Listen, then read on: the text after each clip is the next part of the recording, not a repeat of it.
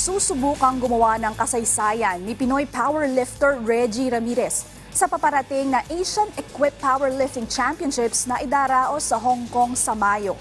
Yan ang ulat ni Rafael Bandayrel.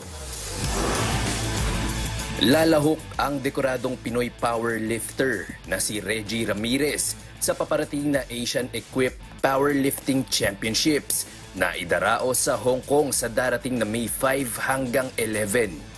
Sa pagsalang niya rito, puntirya ni Ramirez ang makakuha ng kwalipikasyon sa paparating na World Equipped Open Powerlifting Championships na gaganapin sa Iceland sa Nobyembre.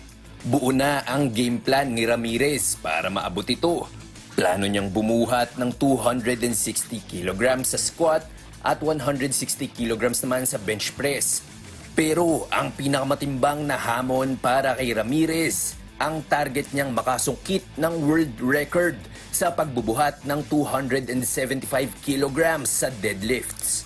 Ang bubuhatin niyang timbang, katumbas ng 5.5 mga sako ng bigas. Sa kabila ng nakulululang target, mataas ang kumpiyansa ng 7-time Asian champion na magagawa niya ito. I lifted 275 already, but still, you have good days, you have bad days. Some days, I can only lift to 60.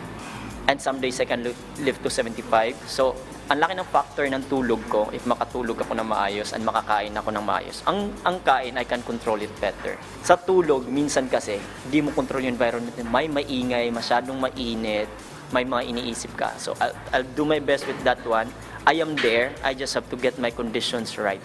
Kung matutupad ang kanyang plano, mataas ang tsansa ni Ramirez na makapag-uwi ng medalya at makatungtong sa pandaigdigang entablado. Kaya lang, malaking sugal itong maituturing dahil wala pang nakagagawa nito sa kanyang dibisyon. It's going to be a big factor na pwede akong mawala sa places, hindi ako makapag-podium finish. So I have to lift those weights in order to secure, at least now, sa numbers na mga kalaban ko, to secure first. Sa kabila niyan, handa naman umano ang tubong Ormoc Leyte na harapin ang pagsubok na ito. I'll just be safe lifting. I won't even think about the records. I will be thinking about the total, what I can give for the Philippines when I come back. Siyempre, para hindi rin masayang yung support niyo lahat. So I have to be very safe but very brave at the same time.